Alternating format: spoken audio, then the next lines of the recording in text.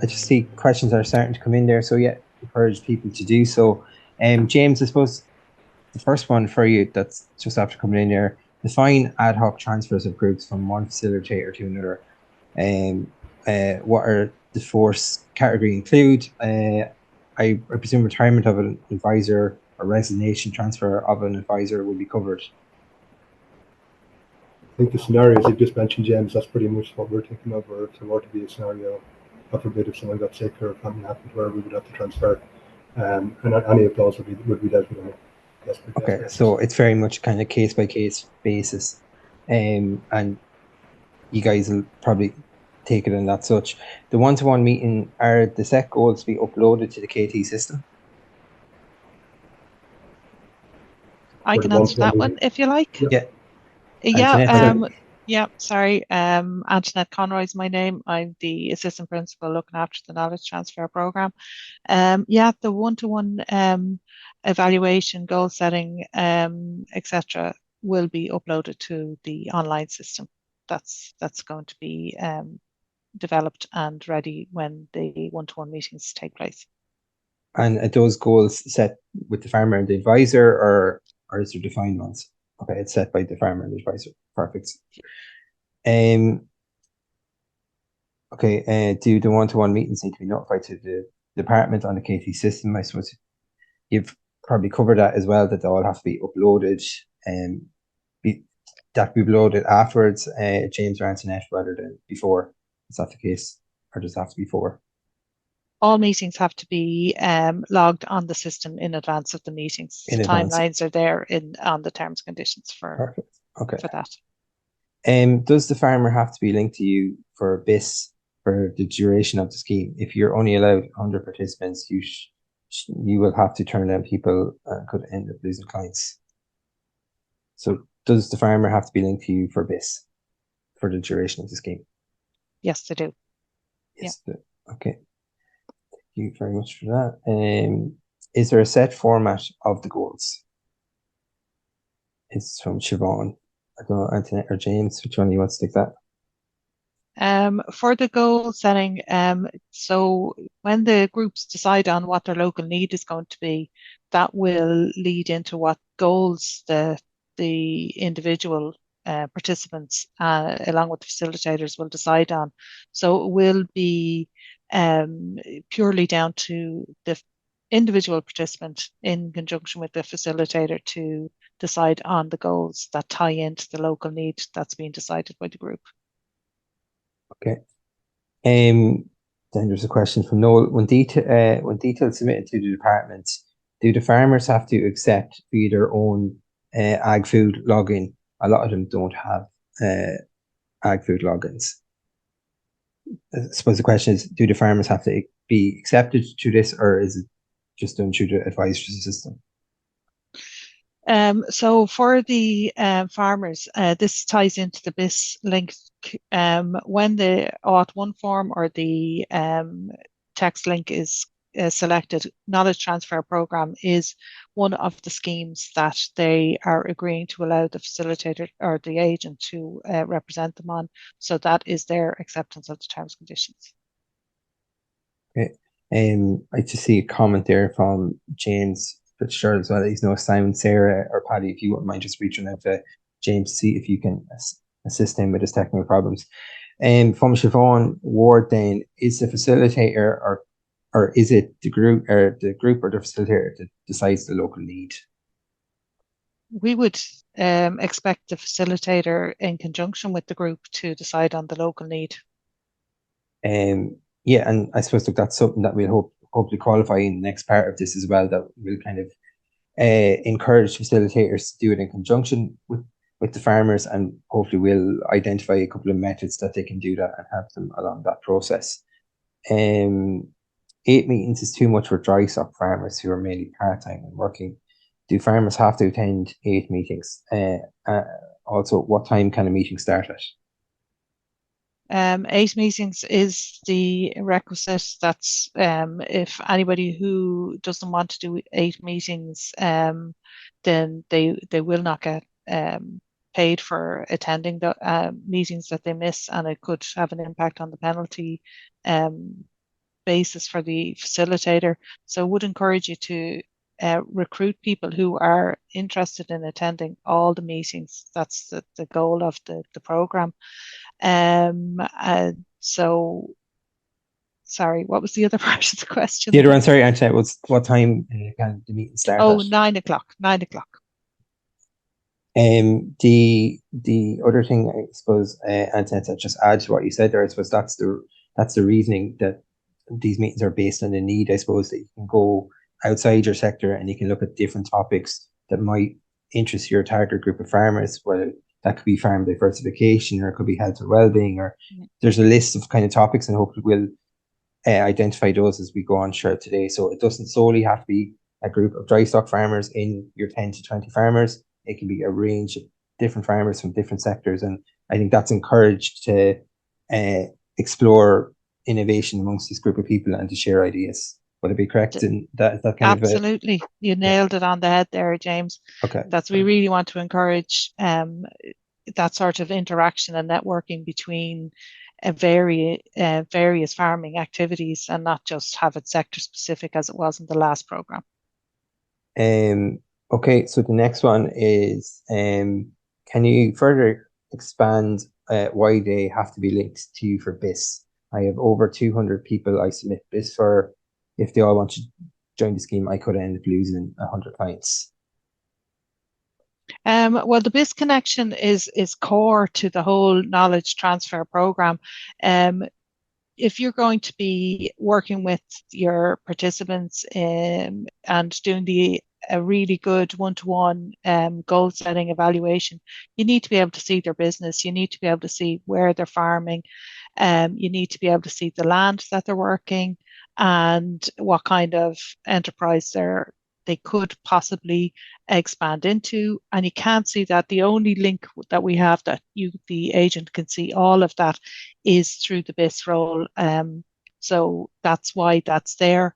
In addition to that, one of the eligibility criteria is that the farmer participant submits a BIS every year of the program. So the facilitator will need to see that the participant has complied with that, so as to ensure that their group remains as it was originally set up. So that's for the facilitator as well, so that they have that check. But I mean, for deciding on the local needs, they'll need to have access. That's the key thing. They'll have to be able to see what their participants are actually doing. And that's the only way that we can see that they can do that. Okay. Thanks very much. And the next question, I suppose, is really kind of a reflection on the payments to farmers. As payments have not moved with inflation since 2016, farmer has 9 meetings to attend due to the department want very few farmers or advisors to join the scheme. So I suppose it's more of a comment really on the payments rather than a question, Antoinette. And I might just group two of them together if that's okay for you. How many guest speakers can you have? You can group those two together. Okay, so for the guest speakers, we'll start with that. It's one expert, external expert for a one KT priority topic per year. And the rest of the group meetings and one-to-one meetings should be delivered by the facilitator. The payments, essentially the participants are not getting paid to attend or to receive training. What the monies they're receiving are sort of a reimbursement for their costs to get to the meetings, more so than an actual payment.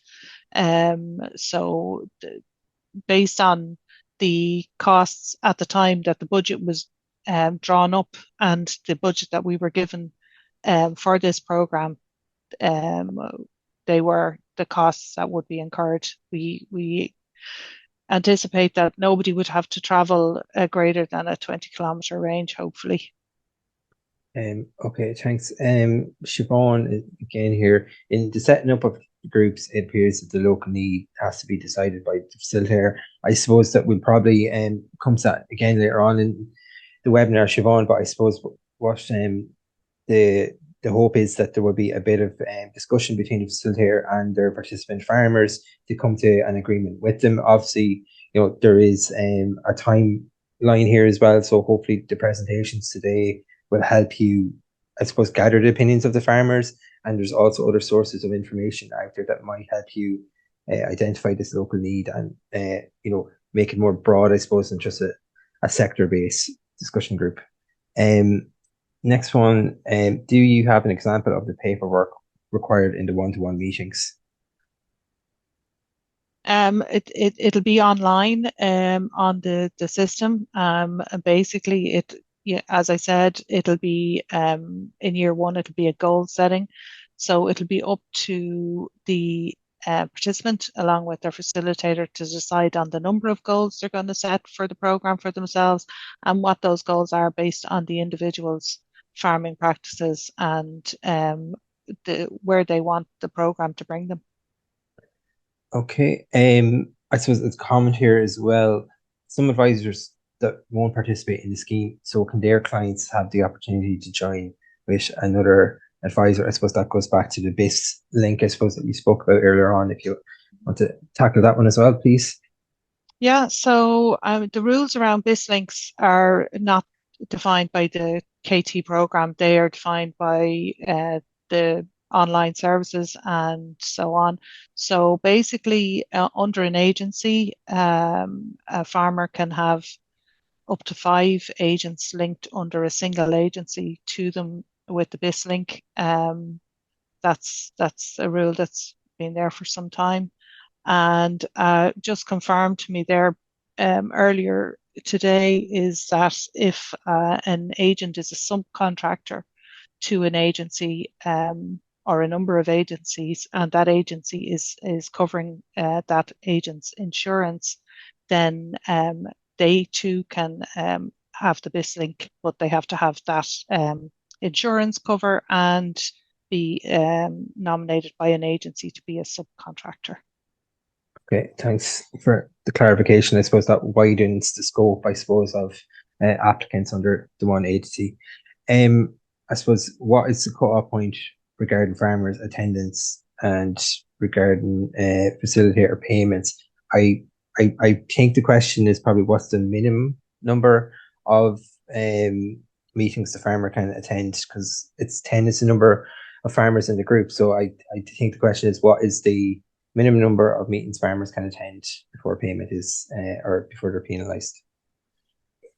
So as I said, the participants are being reimbursed for the meetings they attend. So they'll only get that reimbursement for the meetings, for the number of meetings. So they will get some reimbursement for any meetings they attend. There'll be a heavier penalty than there is penalty layout in the terms and conditions for facilitators who actually don't host the meetings. So that's a different. Okay. So I'd encourage everybody just to make themselves familiar with that part of the terms and conditions. Okay, perfect. I'm just keeping an eye on the comments here as well. Sorry. So there's a comment here, having tried to discuss the selection of topics with farmers, the decision about the topics is quite difficult as they don't have a full understanding of the topics outlined in the terms and conditions. I suppose that's a comment. I don't know, James or Antoinette, if you want to reflect on it, or if you have any reflections on that comment. Yeah, well, that's the precise reason, and that's exactly why the CAP network have very kindly set up and run today's and the next 3 webinars, is to give that information to the facilitators so they can share that with the farmers on what are local needs, what are these topics, and how can they share that information and how they can benefit, which one is the best option for that group. Okay. How is it that a farmer can complete their acres training with a different advisor than the one they complete their plan with? Yeah, a farmer can't join KT. I suppose it goes back to the eligibility of farmers and their advisors being linked together. Yeah, I mean, you could have participants are entitled to have different agents doing different roles for them.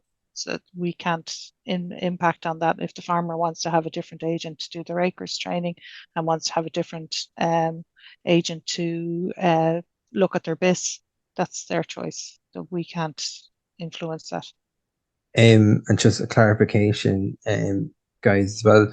Just to be clear, farmer does not need own ag food account to join the KT group. That's the question. So just clarification, it does. No, A farmer there's no application to be submitted by the farmer for the knowledge transfer program. But they should be able to see the online form with their facilitator during the course of that one-to-one meeting. But that would be the agent's login. So James in the chat, thanks very much, has responded to some of the comments as well. I'm just making sure that I didn't miss any. The time frame is too short between the closing date and today to discuss the topics with a large number of farmers and to get them all to agree on a topic. Antoinette, I suppose, do you or James, do you want to take, I suppose, the time frame concern from the participants? I can take that, or James, if you want to take it. Antoinette, if you want to go ahead, please. Yeah. So from the start of the program, or from the opening of the group application stage, the approved facilitators have 5 weeks to talk to all the individuals. Appreciate that this year is extremely busy for all agricultural agents, and if we were to expand this, then we'd have less time to get those the ranking selection done, get the group applications ready to go, and we just wouldn't be ready for the 1st of January. And we have to be the program group meetings start on are available from the 1st of January. So there's just no extending that timeline. I'm sorry. Yeah. I really appreciate that everybody is flat to the mat at the moment. It's just a crazy year this year. Yeah, and I think that's a common theme when you speak to everyone. Everyone is just up to their eyes, unfortunately, very busy. And I suppose, look, it is, trying to get the schemes open it's a mammoth task for the department, advisors and farmers to get up to speed on an awful lot of the different schemes, etc. The same for ourselves as well. And I suppose to go back to your comment as well, to get agreement on the topics as well, you have a minimum of one topic, but you can have up to 4, I suppose. So if there's not an absolute consensus among your participant farmers, you can broaden it out to up to 4 groups as well. So that should allow a little bit of flexibility there as well. I hope that clears that up for you as well. Just from Siobhan again, just in terms, there's a bit of confusion. Does the participant have to accept participation via ag food online or not? No. They don't. They don't. Perfect. I hope that is clear. The farmers do not have to accept it because they're not accepting the scheme. The advisor or the facilitator is doing that. That seems to be all the questions, unless anyone wants to come in with a late one, or Antoinette or James, I suppose. Just before we give you a quick break, I see there's a few more coming in. James, can you answer my question re expenses? Sorry, I don't know if that's aimed at me or the other James. Yeah, I'll read it out there.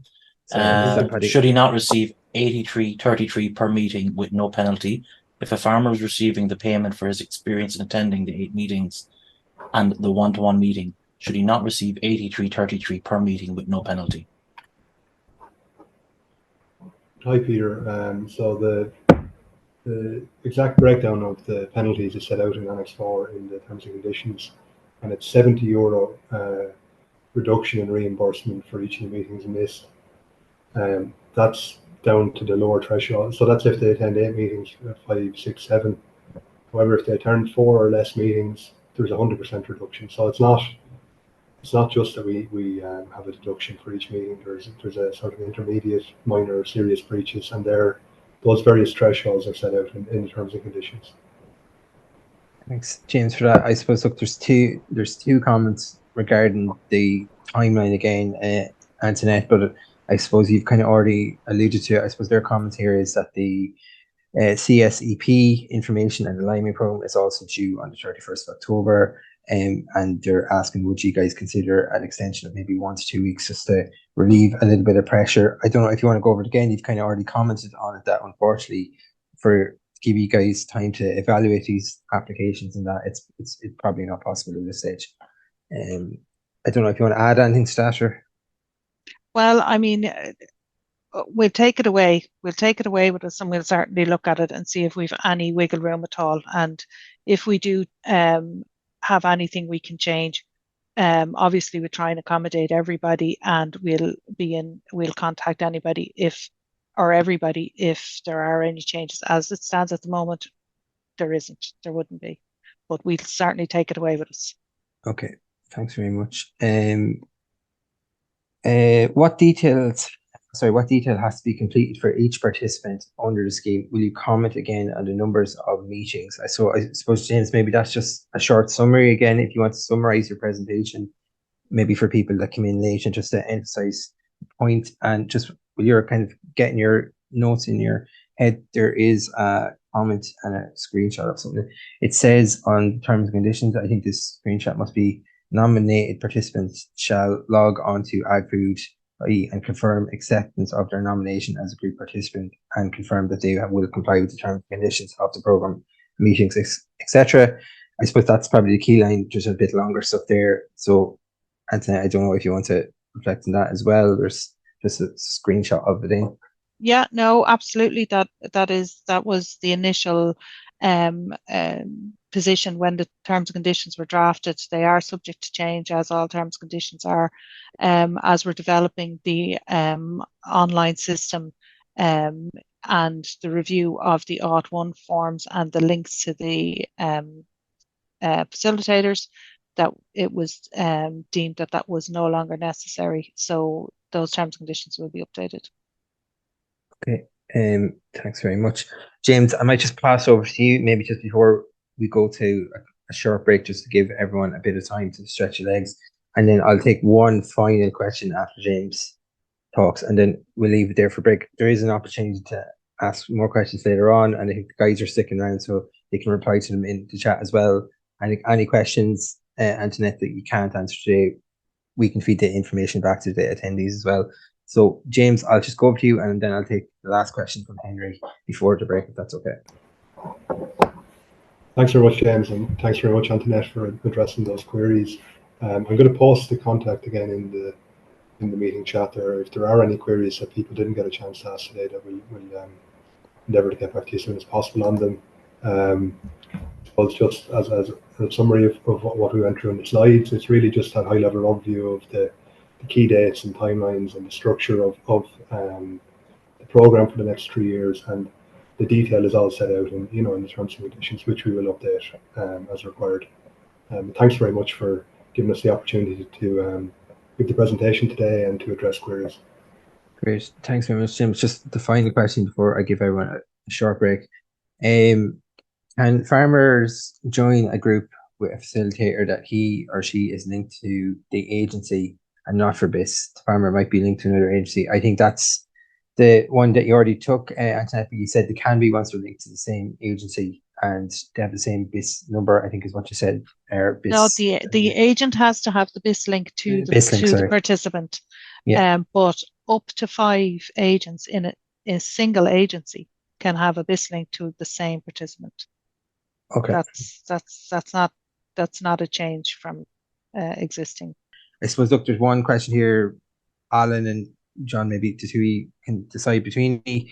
There's a participant here said, look, if a farmer that can't read or write, others that are computer illiterate, and they simply don't sign the phone them all, how did they actually access these people? And the same, I suppose, about age profile. You've kind of touched on it. I suppose you need to use a range of different tools. Really. Yeah, James, look, totally familiar with that.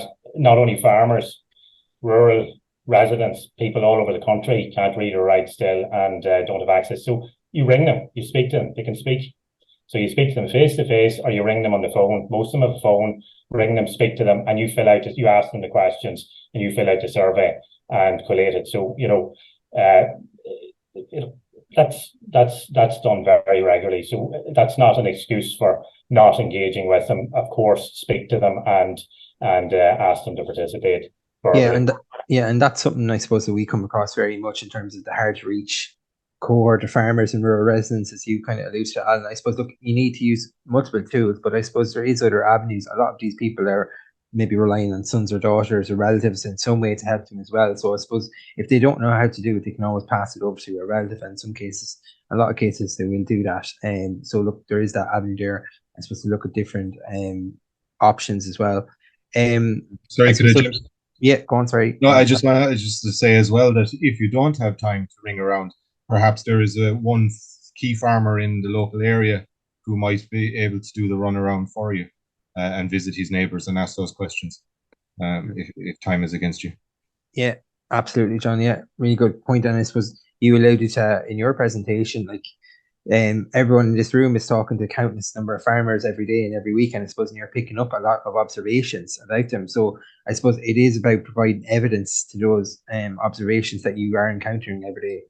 There is probably an issue that's very much at the front of your mind after talking to different clients over the course of this week. So it's about just providing evidence that, and we've provided some links there as well. We find it, if you look at the application, the terms and conditions, it does talk about, say, water quality, for example, and linking that back to Objective 5 and going to the EPA report to provide the evidence for that. So the work is already done for you. I don't think, and the Antoinette or James can correct me if I'm wrong here, I don't think they're expecting the amount of analysis and stuff that John and Alan have spoken about. I suppose they're looking for evidence base, that these are the issues that should be tackled. They're not looking for that, those several different steps that the guys have talked about. It's just for us to give you a feel of what could be done, and it's not mandatory. Antoinette is my understanding, but you will score higher if you can provide the needs and stuff and evidence to that. Yeah, I don't know if you're trying to speak. I think your sound. Oh, there we go. Sorry about that. Yeah, absolutely. You're spot on there, James. Perfect. There's a couple.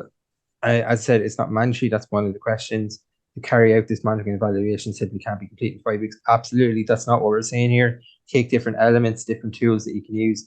One very simple thing for farmers that are more technically minded, you can do polls now on WhatsApp. You don't even have to set up SurveyMonkey. You could simply set them up. If you have previous discussion group, WhatsApp groups that were set up, you can definitely use those to provide evidence base.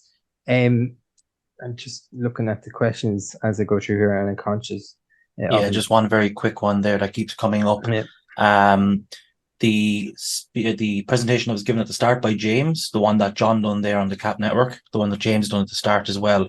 Those 3 presentations will be provided to the attendees after the webinar. Alan will touch base with you after that if you want to give your one out or not.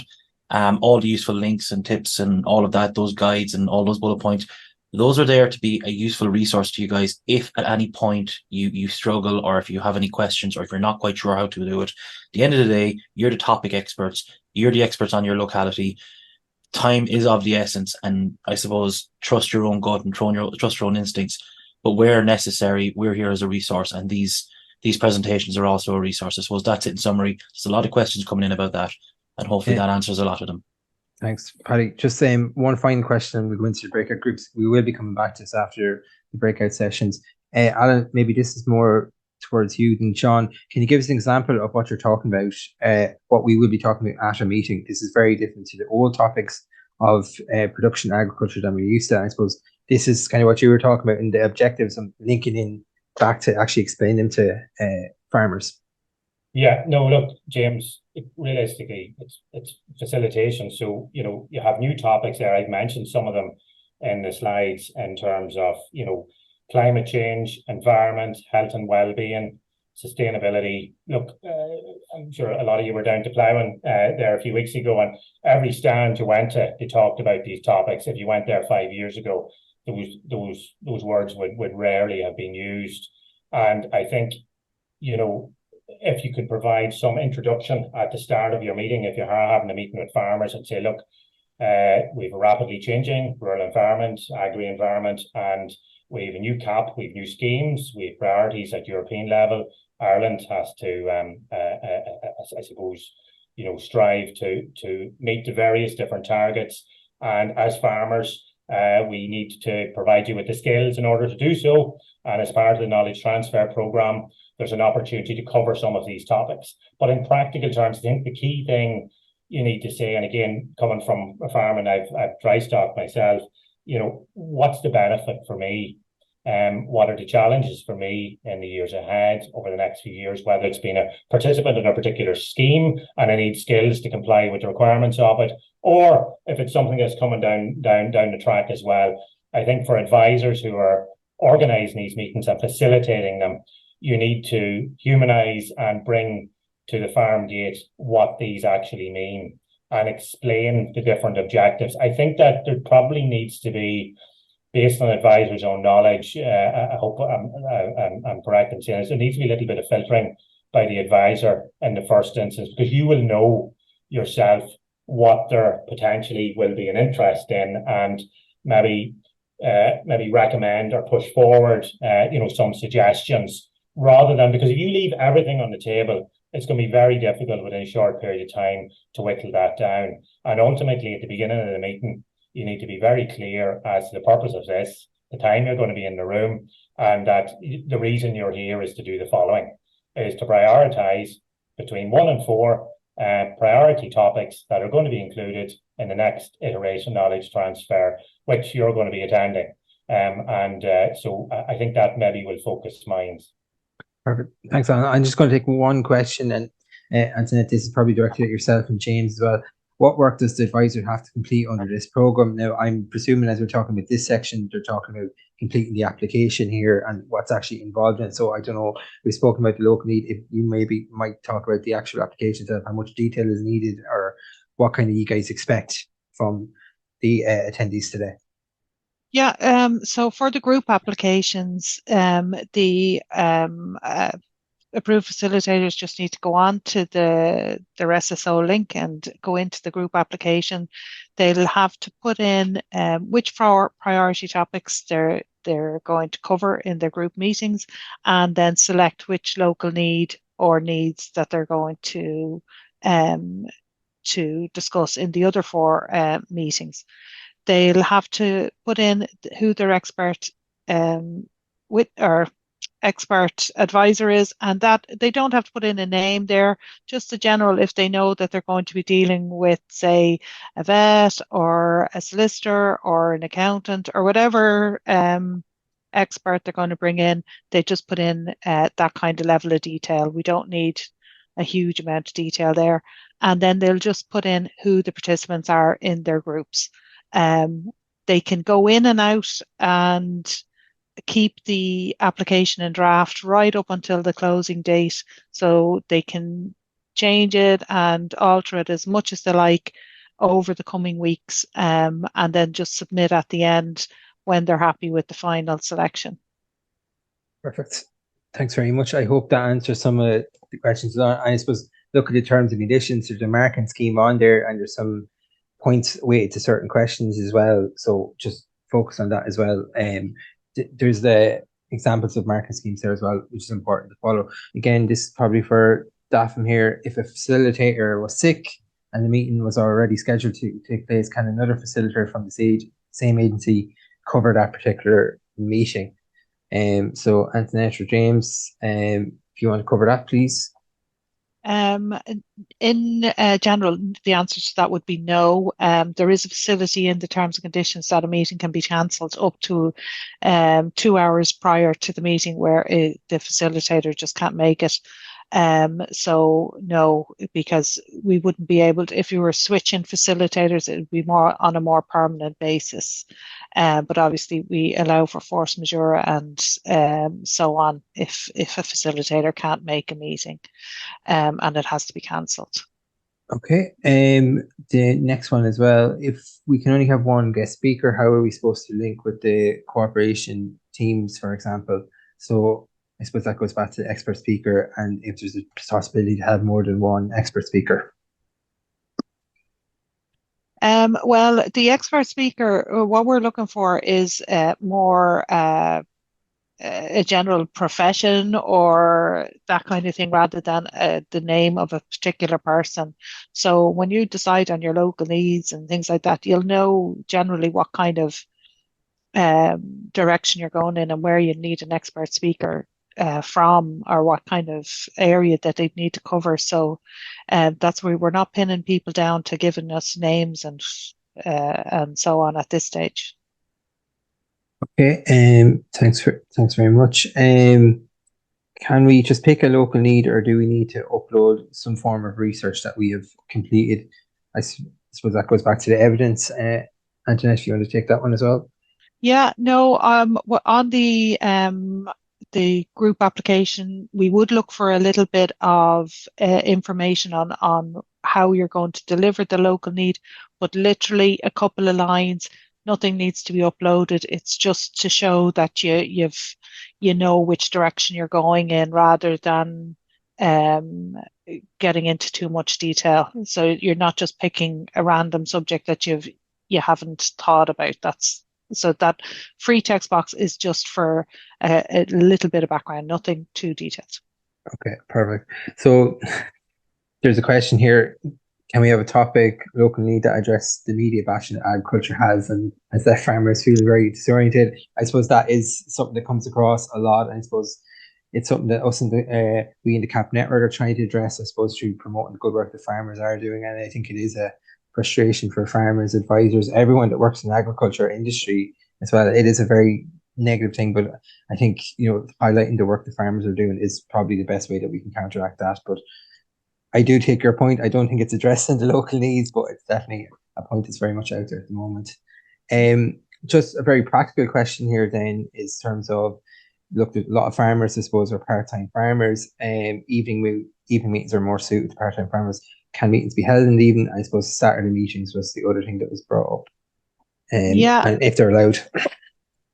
So originally we had said that the meetings could only be held between 9 and 6, but we took on board that request, and the meetings are now pushed out that they can take place no earlier than 9 and no later than 8. So, I mean, you could start it at 7:59 if you chose.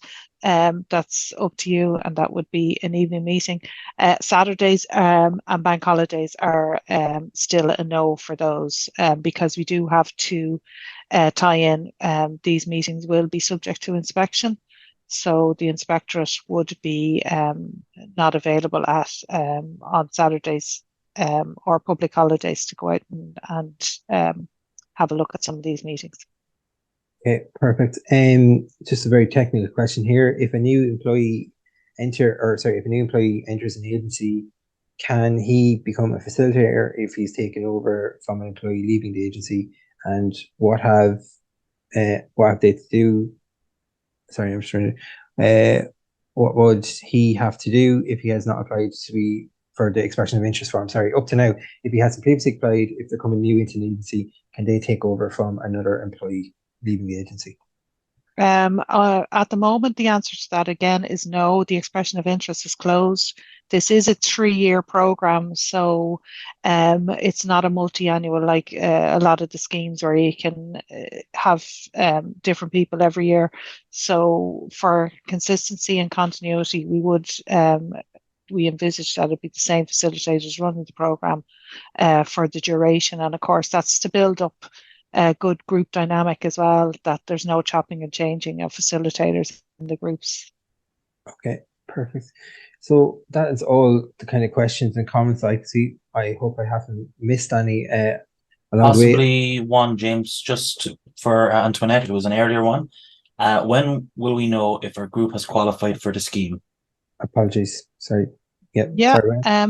Obviously, we won't be looking at the ranking and selection until after the 31st of October, until we've closed the group application stage.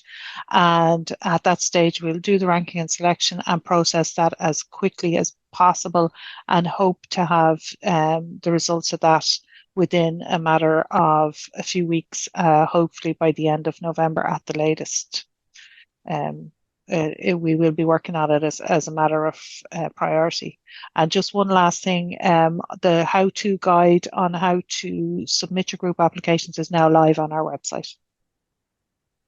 Okay, perfect. So that's good. And even if you want to send us the link, Anthony, we can probably share it with people as well after this webinar. Happy to do so. Fine. There's another question that's come in. If a farmer joins up with DAFM for KT and swaps base advisor without your knowledge, are they removed from the group? So if the farmer switches base advisor without their knowledge or your knowledge, are they removed from the group? Yeah, there would be. Yeah. Okay, perfect. It's very straightforward. Look, I'm going to leave the questions up there now. I'd like to thank everyone for all their contributions as well.